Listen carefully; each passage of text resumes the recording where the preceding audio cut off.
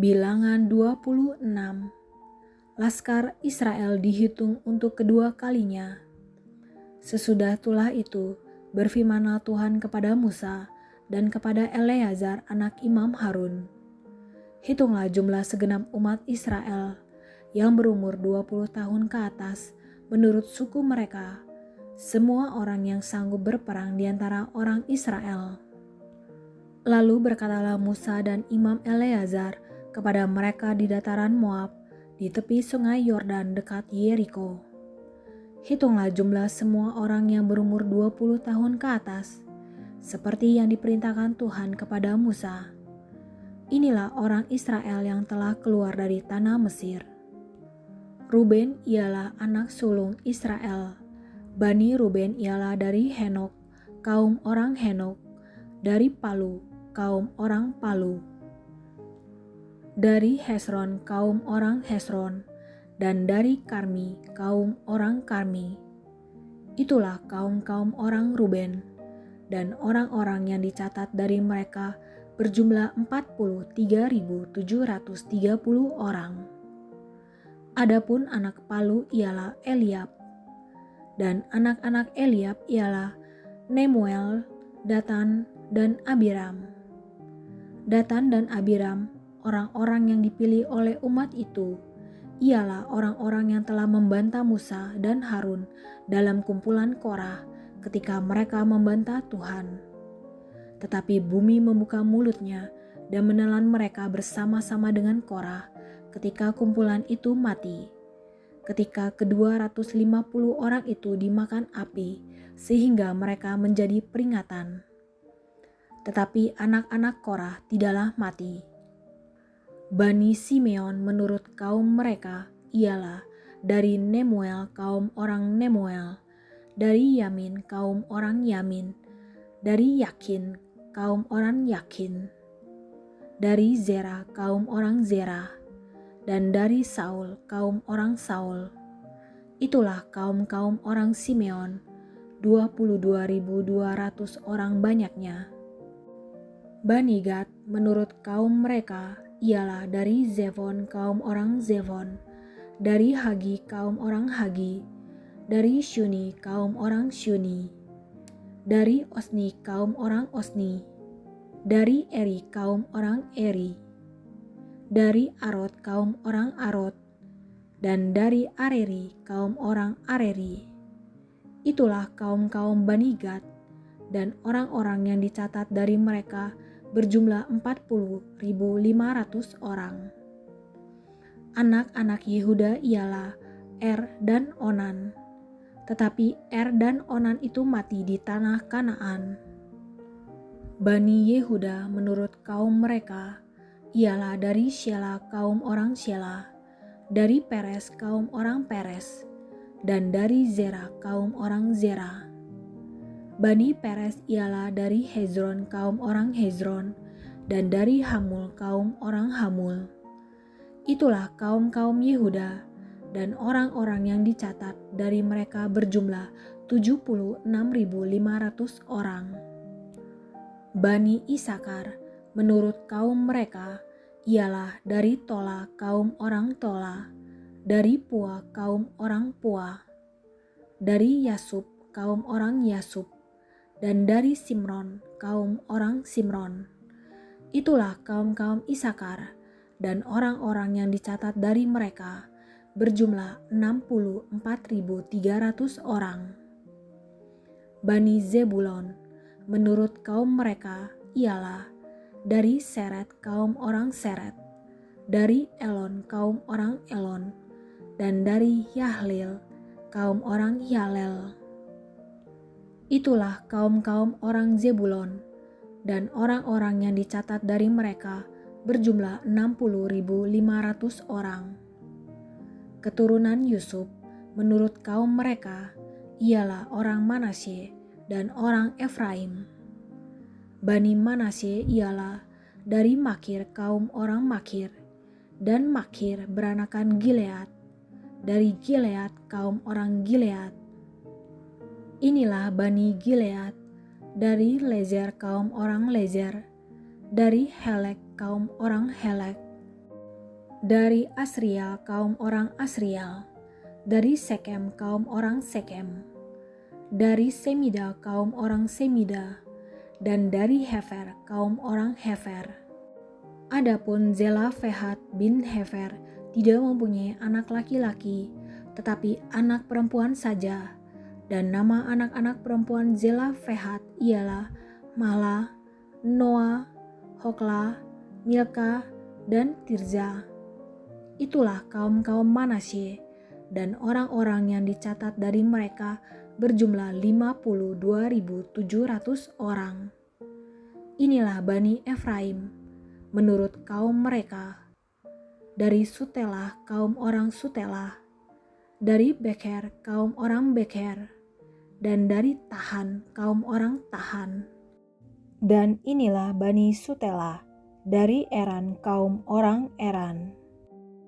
Itulah kaum-kaum Bani Efraim, dan orang-orang yang dicatat dari mereka berjumlah 32.500 orang banyaknya. Itulah Bani Yusuf menurut kaum mereka. Bani Benyamin menurut kaum mereka ialah dari Bela kaum orang Bela, dari Asbel kaum orang Asbel, dari Ahiram kaum orang Ahiram, dari Sefufam kaum orang Sefufam, dan dari Hufam kaum orang Hufam. Dan anak-anak Bela ialah Aret dan Naaman, dari Aret kaum orang Aret, dan dari Naaman kaum orang Naaman. Itulah Bani Benyamin menurut kaum mereka, dan orang-orang yang dicatat dari mereka berjumlah 45.600 orang. Inilah Bani Dan menurut kaum mereka, dari Suham kaum orang Suham. Itulah kaum-kaum Dan menurut kaum mereka. Segala kaum orang Suham, orang-orang yang dicatat dari mereka berjumlah 64.400 orang. Bani Asyar menurut kaum mereka ialah dari Yimna kaum orang Yimna, dari Yiswi kaum orang Yiswi, dan dari Beria kaum orang Beria. Mengenai Bani Beria, dari Heber kaum orang Heber, dan dari Makiel kaum orang Malkiel. Dan nama anak perempuan Asyar ialah Serah. Itulah kaum-kaum Bani Asyar, dan orang-orang yang dicatat dari mereka berjumlah 53.400 orang. Bani Naftali menurut kaum mereka ialah dari Yazel kaum orang Yazel, dari Guni kaum orang Guni, dari Yezer kaum orang Yezer, dan dari Shilem kaum orang Shilem. Itulah kaum-kaum Naftali menurut kaum mereka, dan orang-orang yang dicatat dari mereka berjumlah 45.400 orang. Itulah orang-orang yang dicatat dari orang Israel, 601.730 orang banyaknya. Tuhan berfirman kepada Musa, kepada suku-suku itulah harus dibagikan tanah itu menjadi milik pusaka menurut nama-nama yang dicatat.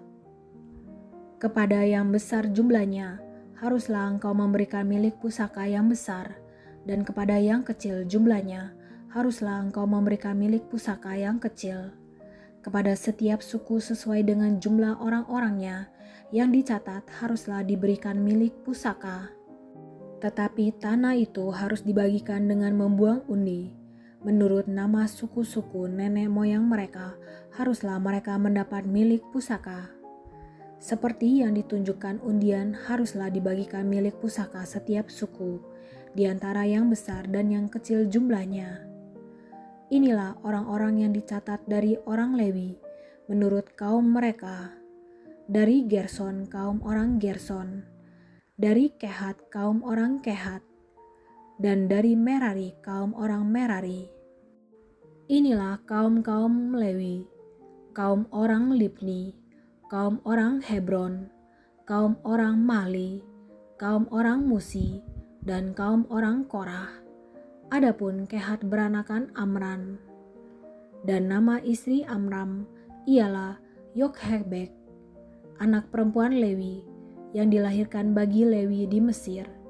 Dan bagi Amram, perempuan itu melahirkan Harun dan Musa dan Miriam, saudara mereka yang perempuan.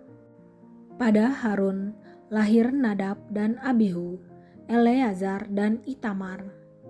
Tetapi Nadab dan Abihu mati ketika mereka mempersembahkan persembahan api yang asing ke hadapan Tuhan.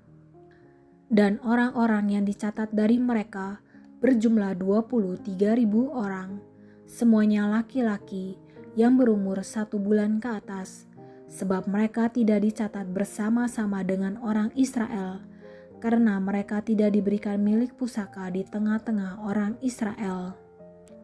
Itulah orang-orang yang dicatat oleh Musa dan Imam Eleazar ketika keduanya mencatat orang-orang Israel di dataran Moab di tepi sungai Yordan dekat Yeriko. Di antara mereka tidak ada terdapat seorang pun yang dicatat Musa dan Imam Harun ketika keduanya mencatat orang Israel di padang gurun Sinai. Sebab Tuhan telah berfirman tentang mereka, pastilah mereka mati di padang gurun. Dari mereka itu tidak ada seorang pun yang masih tinggal hidup selain dari Kaleb bin Yefune dan Yosua bin Nun. Bilangan 27. Hak waris bagi anak-anak perempuan. Kemudian mendekatlah anak-anak perempuan Zelafehat bin Hefer bin Gilead bin Makir bin Manasye dari kaum Manasye bin Yusuf. Nama anak-anaknya itu adalah Mola, Noah, Hoklah, Milka, dan Tirza. Dan berdiri di depan Musa dan Imam Eleazar, dan di depan para pemimpin dan segenap umat itu dekat pintu kemah pertemuan, serta berkata, "Ayah kami telah mati di padang gurun, walaupun ia tidak termasuk ke dalam kumpulan yang bersepakat melawan Tuhan, ke dalam kumpulan Korah, tetapi ia telah mati karena dosanya sendiri, dan ia tidak mempunyai anak laki-laki. Mengapa nama ayah kami harus hapus dari tengah-tengah kaumnya? Oleh karena ia tidak mempunyai anak laki-laki?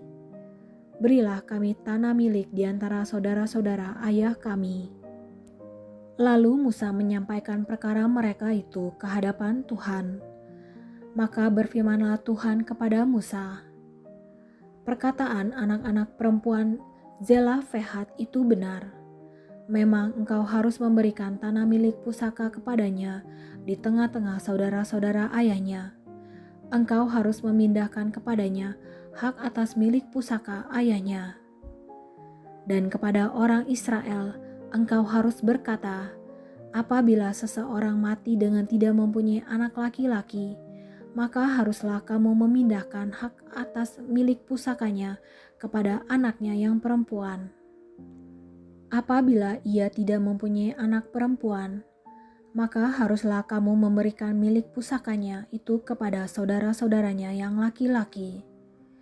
Dan apabila ia tidak mempunyai saudara-saudara lelaki, maka haruslah kamu memberikan milik pusakanya itu kepada saudara-saudara lelaki ayahnya.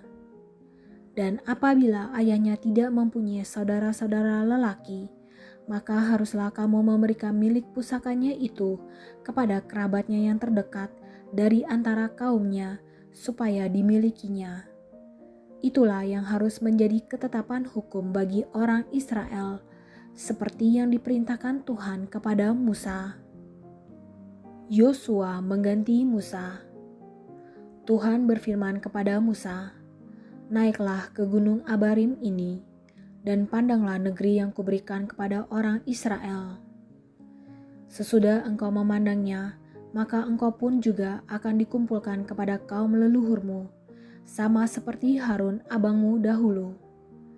Karena pada waktu pembantahan umat itu di padang gurun Zin, kamu berdua telah memberontak terhadap titahku untuk menyatakan kekudusanku di depan mata mereka dengan air itu. Itulah mata air Meribah dekat Kades di padang gurun Zin.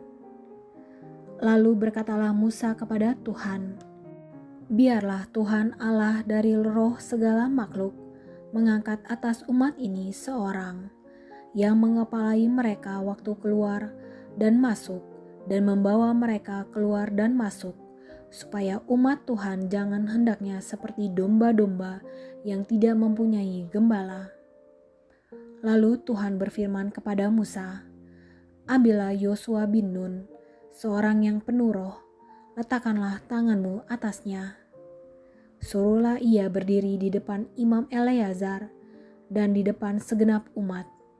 Lalu berikanlah kepadanya perintahmu di depan mata mereka itu, dan berilah dia sebagian dari kewibawaanmu, supaya segenap umat Israel mendengarkan dia. Ia harus berdiri di depan Imam Eleazar, supaya Eleazar menanyakan keputusan Urim bagi dia di hadapan Tuhan.